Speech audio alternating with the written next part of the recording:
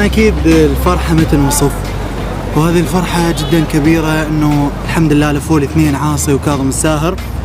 وكان الخوف والتوتر يعني موجود بداخلي، ما توقعت انه هيك راح يوصل الخوف، كانت يعني مشكلة كلش كبيرة الي، بس الحمد لله انه الحلم تحقق. كان وهم بعدين حلم وتحقق، واكيد يعني تحقق بوجود اصدقائي واخوتي العراقيين وكل الدول العربية.